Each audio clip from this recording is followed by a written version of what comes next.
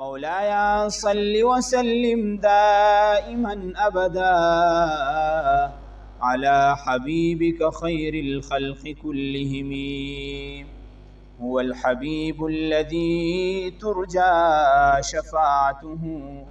لكل هول من الأهوال مقتحم. درود شریف حضور مبارک باندې ولري صلی الله علیه وسلم و مولانا محمد وعلى آل سيدنا ومولانا محمد وبارك وسلم عليه. زما قابل قدر معزز مسلمانانو مشرانو، دا الله جل جلاله قانون داده چې کله الله جل جلاله دا دنیا پیدا کړې دنو د زندګۍ د تیرولو د پاره الله جل جلاله یو کتاب را لېږلی دی. که هغه په مخکینی امتونو کې او که هغه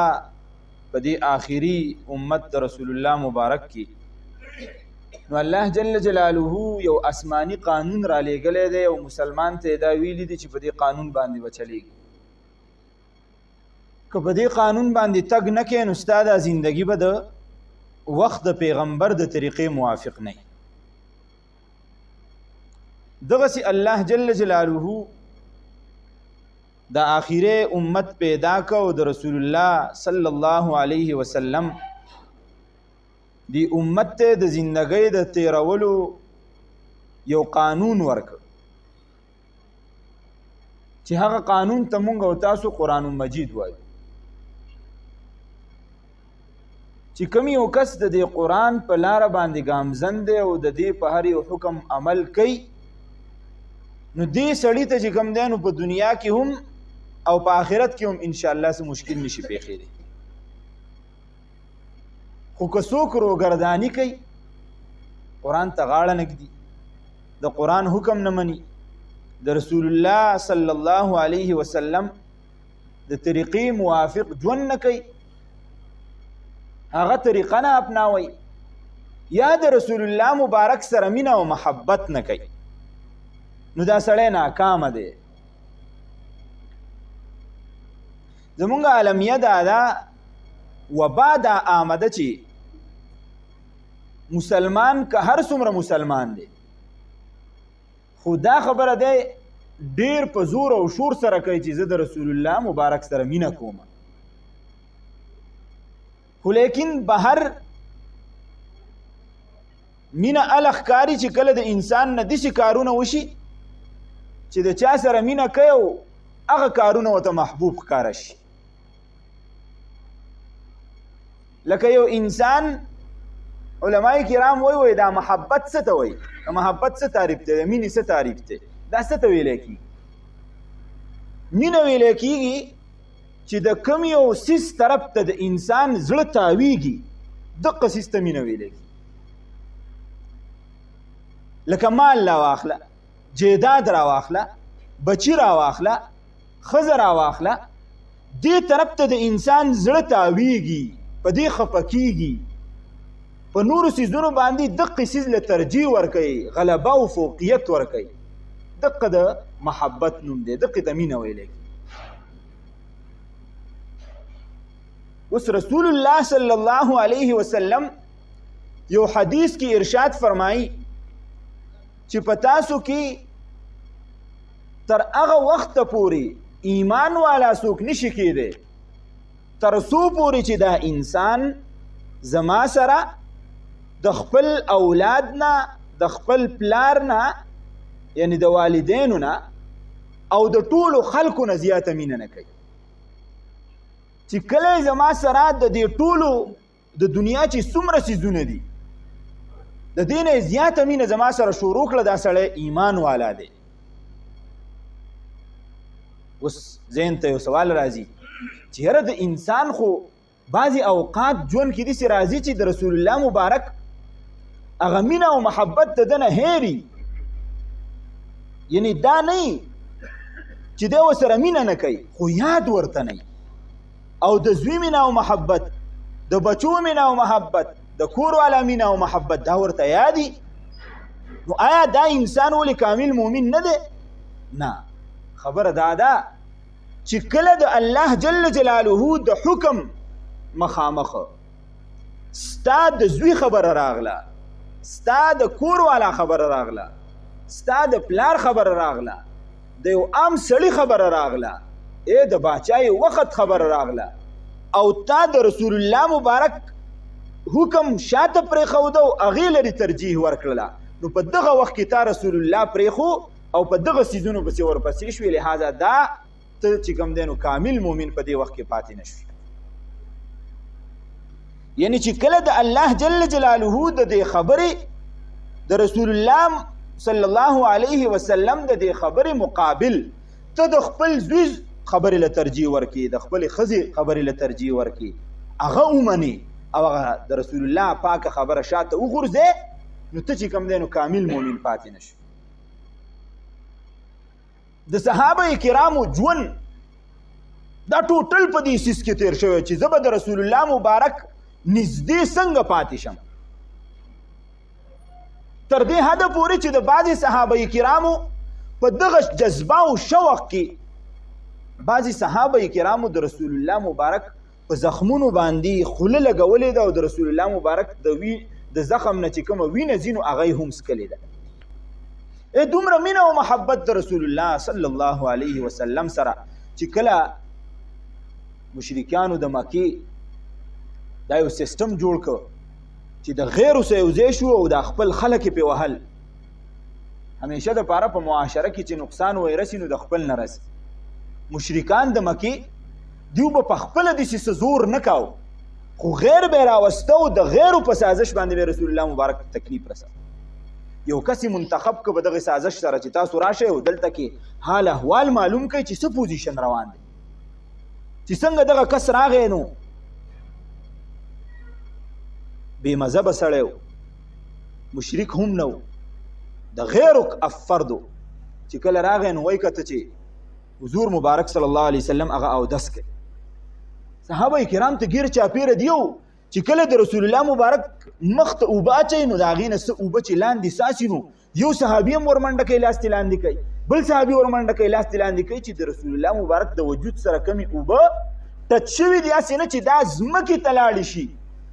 په ځمکه باندې پرېوځي. یو صحابي ورځي لاس ترې لاندې کوي په خپل وجود باندې راکاږي، بل صحابي ورځي لاس ترې لاندې کوي په خپل وجود باندې، چې څنګه هغه سړي هغه کافر دا حالت ولید واپس خپل قوم ته لاړه او څه ورته وایي تاسو چې د کم نبي سره د جنگ اغستلو اراده کړې ده یاد ساتئ، ګوره د هغه مخې ته ورنشئ، د هغه سره داسې فدایان موجود دي، د هغه سره داسې سرشیندلي ځوانان موجود دي چې یاد ساته ریزه ریزه به هم کي، ګورئ په هغه باندې داسې هغه چې کوم دی نو سر قربانولو ته تیار. نو دا خلکو چې د رسول الله مبارک سره یې مینه او محبت کمال ته رسېدلی. اوس به تاسو وایئ چې د رسول الله مبارک سره د مینې او محبت د دې فایده به آخر مونږ ته صحیح. یو سړی دی هر څومره ګناهګار دی، خو چې کله د ده په زړه کې د رسول الله مینه او محبت موجود دی نو یقینا ګورئ دا سړی کامیاب دی. که هر څومره دا سړی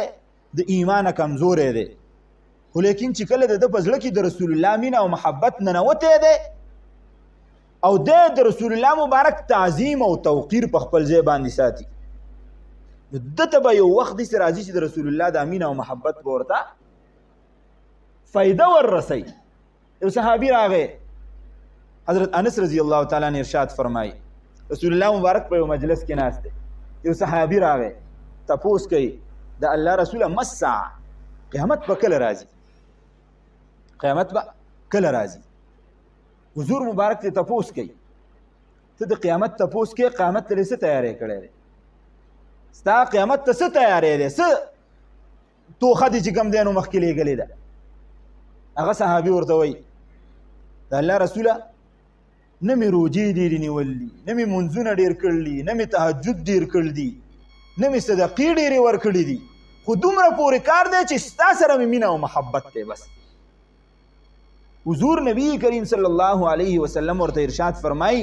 ښه چې زما سره د مینه او محبت دی، د قیامت په ورځ به ته د هغه چا سره پاسې چې د چا سره د مینه او محبت دی، لهذا د قیامت په ورځ به زما طرف ته پاسې. اوس ګورئ اندازه ولګوئ که د ایمان نه انسان هر څومره کمزوری خو په زړه کې د رسول الله مینه او محبت ننوتی دی دا سړی یو ورځ به راځي چې رسول الله مینه او محبت به د فایده وررسوي په موقع کې د رسول الله صلی الله علیه وسلم مجلس ته یو سړی راغی د الله رسوله الله تا ته ډېر لوی شان درکړی دی او ته ډېرو په لوړو مرتبو باندې فایز یې څنګه چې په دنیا کې ستا اوچت شان دی د قیامت په ورځ باندې به د محشر په میدان کې هم ستا داسې اوچت شان وي زه کله ناکله سوچ کوم ستا مینه او محبت هغه ما قراری ته نه پرېږدي هغه ما بېقراره کوي چې ستا د مجلس نه لاړ شم چې کله کور ته لاړ شم نو تنګ شم او زړه مې دا غواړي چې ستا مجلس ته بیا راشم ستا مجلس ته بیا راشم د الله رسوله کله ناکله سوچ کوم چې یو ورځ به په ما باندې هم مرګ راځي او یو ورځ به په تا باندې هم مرګ راځي چې کله زه مړ شم او ته مړ شي نو زه خو به په یو عام مجلس کې چېرته اوسېږم او ته به د نبیانو سره د اعلی چې کوم دی نو خلکو سره به په اعلی جنتونو کې به اوسېږئ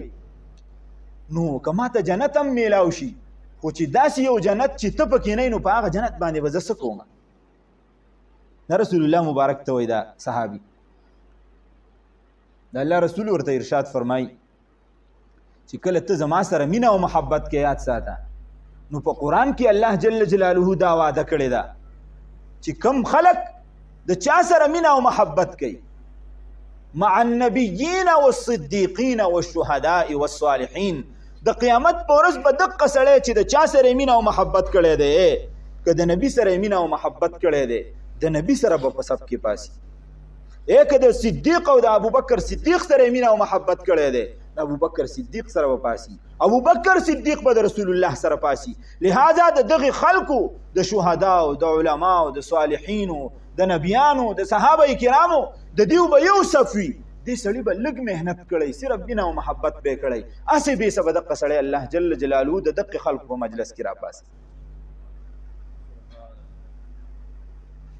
دا د دغه صحابه کرامو د رسول الله مبارک سره مینه او محبت صحابه کرامو ته چې الله جل جلاله دا دومره درجه ورکړې ده چې پیغمبر په ننګ کوي دا ورته هسې نه ده ورکړې دا ورته په دې مینه او محبت باندې چې کوم دی رسول الله مبارک سره چې کوم مینه او محبت کړی په دې ورته ورکړې وه اوس د دې مینه او محبت تقاضي څه دي یعنی کله به چې کوم دی نو مونږ دا ګڼو چې او مونږ د رسول الله مبارک سره مینه او محبت کوونکي یو او کله به دا ګڼو چې نه یو د دې پته به مونږ ته څنګه لګي نو علما کرامو د دې لپاره یو څو څیزونه ذکر کړي اولنی څیز دا چې که ځان ګوري ځان ته د روحانیت په آینه کې ګوري چې زما جسم زما اعمال دا د کومې درجې دي د رسول الله سره مینه او محبت شته دی او که نشته دی که هسې دعوه کوم چې د رسول الله مبارک عاشق یم نو ته به په ځان کې یو څو کارونه پیدا کړي اولنی کار به په ځان کې دا پیدا کړي چې د رسول الله مبارک توقیر او تعظیم وکړي د رسول الله مبارک توقیر او تعظیم وکړي د رسول الله موافق به خبرې برداشت کړي د رسول الله موافق خبره نه وه ستا ذهن به غواړي نه چې دا زه برداشت کړم ستا به اکدم جذبات راوچاتېږي ستا به اکدم چې کوم دی نو وینه جوش وایي چې آیا د رسول الله مخالف چې کوم دی نو څوک خبره کولی شي اولنی څیز به ځان کې دا پیدا کړي چې د رسول الله مبارک توقیر بکې تعظیم بکې د هغه د وینا تعظیم بکې د هغه د وینا توقیر بکې حضرت امام مالک رحمه الله متعلق راځي ډېر لوی عالم تیر شوی دی او کره عالم تیر شوی دی د رسول الله مبارک د احادیثو د نقل کولو یعنی د محدثینو چاټ کولو کې نو په هغې کې به ګورئ سر فهرست امام مالک رحمه الله بعد د صحابه کرامو داسې لوی سړی تیر شوی دی د رسول الله مبارک د حدیث به دومره قدر کاو چې نوکر به ودرولی په گیټ باندې دی به په خپله کمره کې ودننه یا به پروت و چې څوک به راغی نو د مسلې تپوس به یې کاو ده به ورته دا ورته ووایه د یو عامې مسلې تپوس دا ورته ووایه دا ورته ووایه خو چې څوک به راغی و د حدیثو متعلق تپوس به یې کاو نو دی به فورا رایق شو، فورا به راپاڅېد او دروازې ته به راغی. سړي نه به یې تپوس وکړه ته څه له راغلی؟ وایي زه ستا نه حدیث اورېدلو له راغلی یم د رسول الله مبارک. دی به وایي په غسلخانه باندې ورغی، لول به یې غسل وکړو، نوې کپړې به یې واچولې او بیا به کېناسته او سړی به یې مخې ته کېناو چې ته هم چې کوم دی نو اودس وکړه، ځان پاک کا او بیا به وروسته چې کوم دی نو زه تا ته د رسول الله مبارک حدیث بیانوم. زه داسې تا ته حدیث نه بیانوم چې زما چې کوم دی نو اودس نشته دی، کپړې مې خرابې دي او راشم او بس حدیث شروع کړم غرب او غروب او بس حدیث پیغمبر داسې ویلي او خبره ختم. نه، نن سبا خو دا معاشره خرابه شوه. پخوانه زمانه کې به د رسول الله مبارک خبرې څه کې د دې مشرانو د خبرو خلکو ډېر زیات قدر کاوه. چې یو مشر وینا به چا وکړه چې پلانکي داسې خبره کوله، خلک به غوږسکي شو، خلک به رایق شو او په توجه سره به یې واورې دا خبره. اوس وبا عامه شوې ده، بس الله دې معافي وکړي. هر سړی وایي زه مولا یم، هر سړی وایي زه پوهه یم. وبدرېږي د الف نه بنئ خبر او څه به وایي حدیث کې دا راغلي دي. لکه د خدای بنده دا حدیث داسې معمولي شی دی. که په دې حدیث کې ستا نه معمولي غلطي وشوه، رسول الله صلی الله علیه وسلم ارشاد فرمایي من کذب علی متعمدا فلیتبوأ مقعده من النار. کم سړی چې په ما باندې دروغ وایي، معمولي دروغ دی ولې نه، نو دې سړي ګوره یاد ساته د دغې ټکي د وجې نه د ځان دپاره په جهنم کې کنده تیاره کړه. اوس خو به زه په دې خوشماشۍ کې پروت یم چې ما خو حدیث خلکو ته بیان کړ، خبر به نه یم چې حدیث مې غلط ویلی دی، د دې حدیث د وجې نه مې ځان له په جهنم کې کنده تیاره کړې ده. ورونو یو ذهن کې دا خبره کېدی چې چرته کې د یو حدیث متعلق تاسو ته پرفیکټ او پوره معلومات نه وي، چرته کې دا مه وایه چې دا پیغمبر خبره کړې ده. د چا قول به راواخلي الدنیا مزرعة الاخره، دنیا چې کوم دی نو دا د آخرت د کروندې پټی دی. دا اوس د چا خبره ده، نه حدیث نه دی، ولیکن ډېر شي خلک دا بیانوي پیغمبر ویلي دي. لکه تا پیغمبر ته د دروغو نسبت وکړه. د پیغمبر یو خبره خو داسې نقل شوې ده. دغه امام مالک رحمه الله ارشاد فرمایي وایي هغه خلک هم د حدیثو په باب کې مونږ شاته غورځولی دی چې کومو خلکو د ځان دپاره مخکې په جنت کې ماڼۍ جوړې کړي دي. یعنې په حدیثو کې به دومره احتیاط کې چې د یو مستند کتاب، د یو انتډنک کتاب حواله تا ته او ریفرنس نه معلوم ته به چې کوم دی نو نه وی دغه خبره دا به نه ذکر کې، دا خبره به اله ذکر کې چې تا ته 100% پته ولګي چې او دا په بخاري کې دی، مسلم کې دی، مسند احمد کې دی، ترمذي کې دی، سنن نسائی کې دی وغیرہ وغیرہ کې. لہذا امام مالک رحمه الله با او دس وکړه، غسل به وکړه او بیا به دغه حدیث بیان. چاته به په ولاړه باندې حدیث نه بیاناو. یاد ساته د رسول الله مبارک خبره قیمتي ده. زه په ولاړه باندې په لاره کې دا نشم بیانولی.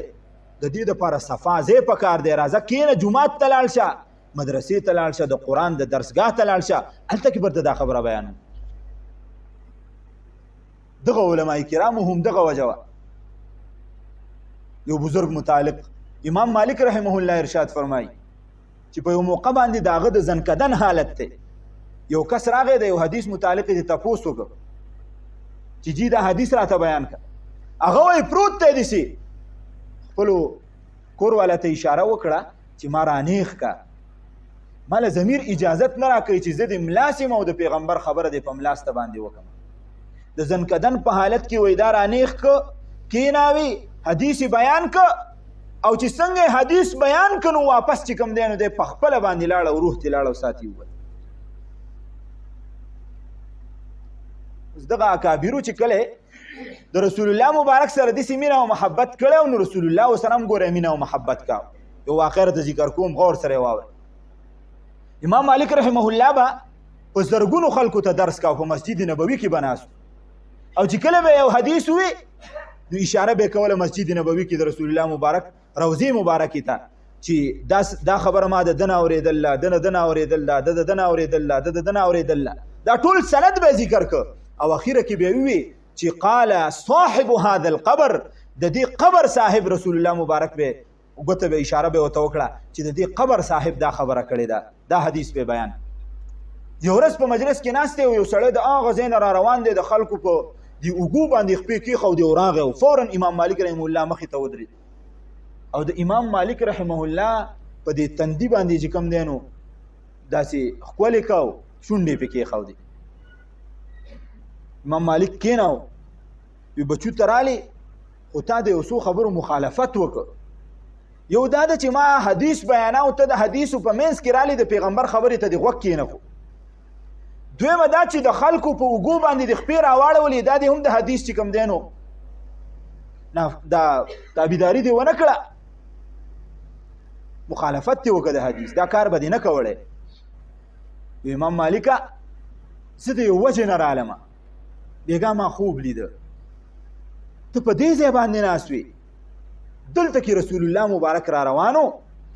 ما ولیده چې رسول الله صلی الله علیه وسلم ستا دا سر رانږدې که ستا په تندي باندې چې کوم دی نو خپلې شونډې ولګولې او ته یې ښکل ما ځکه رامنډه کړه چې هسې نه څوک ورشي او د امام مالک رحمه الله چې په کوم تندي باندې رسول الله مبارک شونډې لګول دي بل څوک پې شونډې کښېنې دي د دې وجې نه ما رامنډه کړه چې زه پې شونډې اول کېدم امام مالک رحمه الله ورته عجیبه جمله ارشاد فرمایي وای صاحبه تا یو ځل دا خبره ولیده او د کم وخت نه چې ما د حدیثو درس په دې مسجد نبوي کې شروع کړی دی کلونه وواته داسې شپه نه ده تېره شو چې رسول الله مبارک د شپې زما تندی نه دی ښکل کړی بیا د رسول الله مبارک دا مینه او محبت و د دغې خلکو سره هم دغه وجه وه چې دغې خلکو د رسول الله سره مینه او محبت کړی وی رابعه بصري ښځه ده دا مې ورته د سړي کیسه وکړه که تاسو وایئ چې دا خو لوی خلک تېر شوی دی او مخکې تېر شوی دی او دا خو سړی و عالم و ښځه ده ښځه مونږ وایو ښځې چې کوم دی نو هېڅ نشي کولی رابعه بصري یو لویه بزرګه تېره شو ده کله چې وفات شو نو په قبر کې کېښودلی شوه خلک را واپس شو شپه شوه چا خوب ولیده تپوس یې ته وکړه رابعې الله د سره څه معامله وکړه وی الله را سره دا معامله وکړه چې کله قبر کې کېښودلی شومه نو نکیر منکر راغی تاسو نکیر منکر راغی او زما نه یې تپوس کاو په رښتې چې صاحبې من ربک رب دې څوک دی ما ورته په رښتې ته وویې چې ته اول په دې باندې ما پوه کړه چې ته د کوم ځای نه رالې ما ته وی چې زه د اسمان نه الله راولېږلم ما ورته وویل چې د ځمکې او د اسمان په منځ کې څومره فاصله ده ما ته وویل چې تقریبا د 500 کالو فاصله ده ما ورته وویل چې ستا نه خپل خدای هیر دی او که نه ما ته وویل چې نه رښتې راته وویل چې نه زما نه خپل خدای هیر نه دی ها تا 500 کاله سفر وکړه ستا نه خدای پاک هیر نه دی زه د یو فوټ ځمکې نه لاندې رالم زما نه به څنګه خدای هیر شي د یو فوټ په فاصله کې به زما نه خدای هیر کېږي نه نه زما نه خدای نشي هیر کېدی دغه خلکو د رسول الله مبارک طریقه یې اپناو کړې وه الله جل جلاله ورته درجه ورکړه دومره مینه او محبت د امام مالک رحمه الله چې کله به د مدینې حدود شروع شو نو خپل پیزار به یې راواغسته په خپل به چې کوم دی نو په مدینه منوره کې ګرځېد چا ترې تپوس وکړه وی حضرت تاسو په خپل به ولې په مدینه منوره کې ګرځئ څه وجه کېدی شي وی زما ذهن ته یو خبره راځي خبره مې ذهن ته دا راځي چې هسې نه په دې ځای باندې رسول الله مبارک تیر شوی او د هغه قدمونه مبارک په دې ځای باندې راغلي زه دا نه غواړم چې هسې نه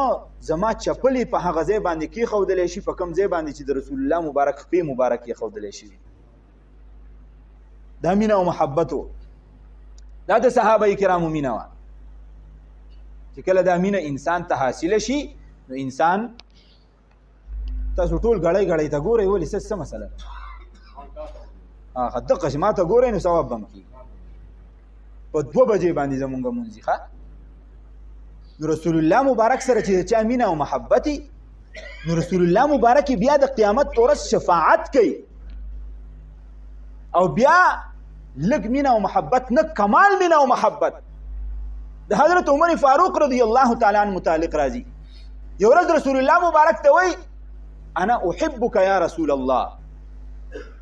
زه د الله رسول ستا سره مینه او محبت کوم او داسې مینه او محبت تر سره کومه چې د ټولو څیزونو نه زیات مینه او محبت کوم الا نفسي مگر د خپل ځان نه سره مینه او محبت زیات نه کوم رسول الله صلی الله علیه وسلم ورته ارشاد فرمایي نا یا عمره داسې نه ده که ته مینه او محبت کې نو کامل مؤمن تر هغه وخته پورې نشي جوړېدی چې د خپل ځان نه هم زما سره مینه او محبت زیات ونه کړي هغه ورته وایي ښه یا رسول الله چې داسې خبره ده نو زه ستا سره د خپل ځان نه هم مینه او محبت سیوا کوم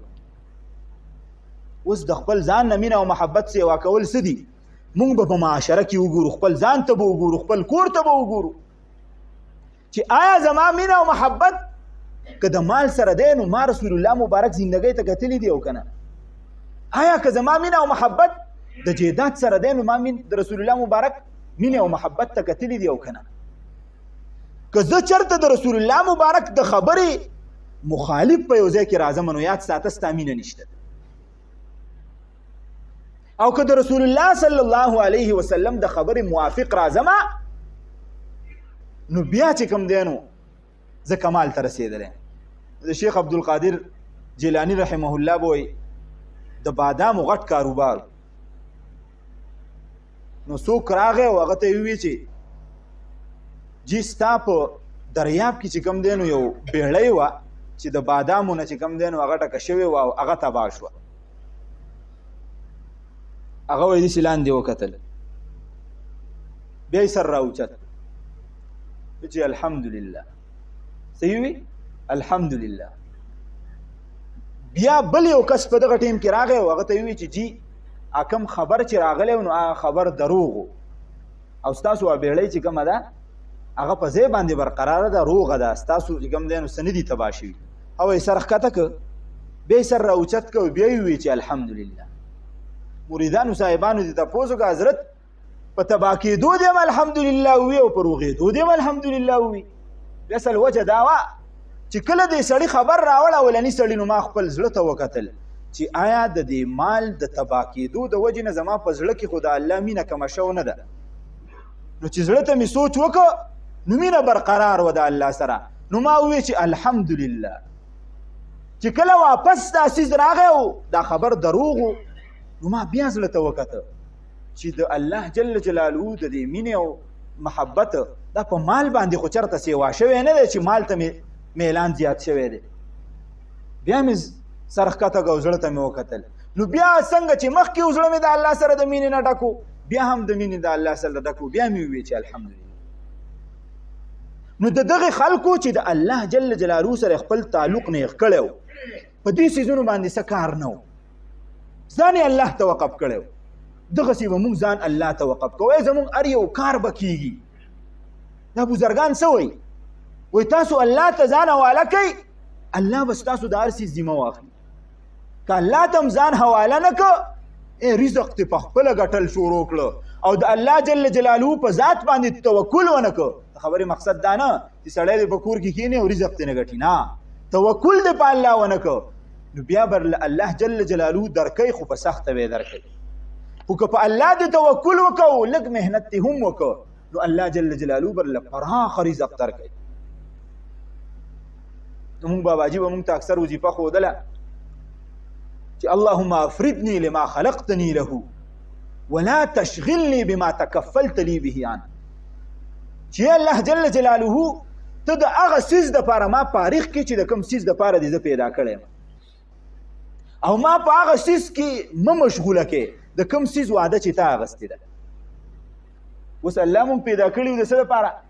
د خپل عبادت دپاره او دا د قرآن صریح آیت دی چې وما من دابة فی الارض الا الله رزقها چې په دنیا کې هېڅ یو سیندسر داسې نشته دی الله جل جلاله وایي زه وله رزق ورکوم خنزیر څومره کمزوری یو څیز دی خو الله جل جلاله هغه له هم پراخه رزق ورکوي انسان څومره اوچته هستي ده ده ته خو به رزق ورکوي الله نو الله جل جلاله دا سوال کول چې الله ما ته خپل مینه او محبت را نصیب کی، د رسول الله مینه او محبت مې زړه ته کوز کی،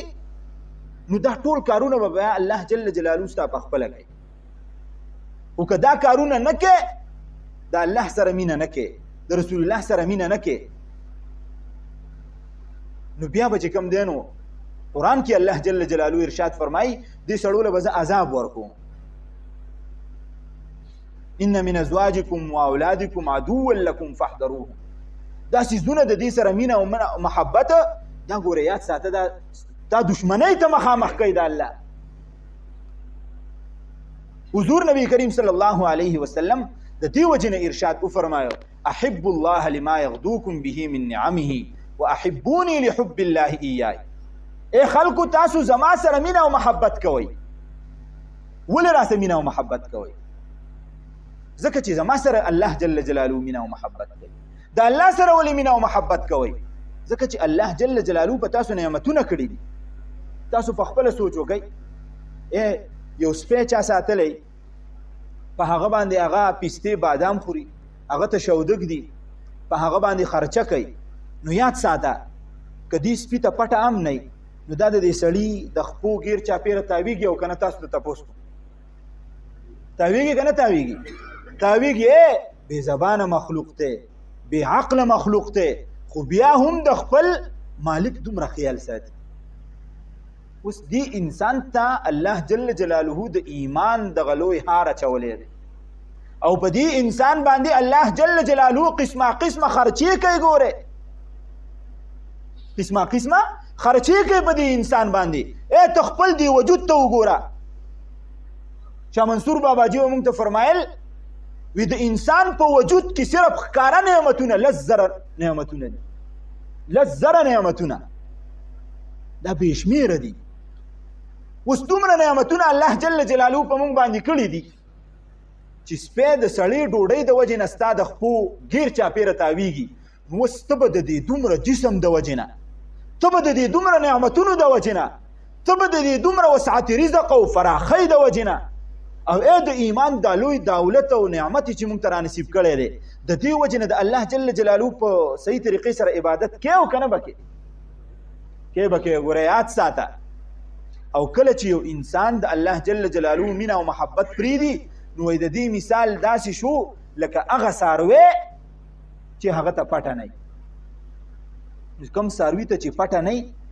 یو سپی شو هغه ته پټه نه وي، نو خلک یې په کمرو ولي وایي دا د چا نه دی. خلکو ته ډوډۍ هم نه اچوي، وایي پرېږده چې ګرځي دا کوڅه ډب دی.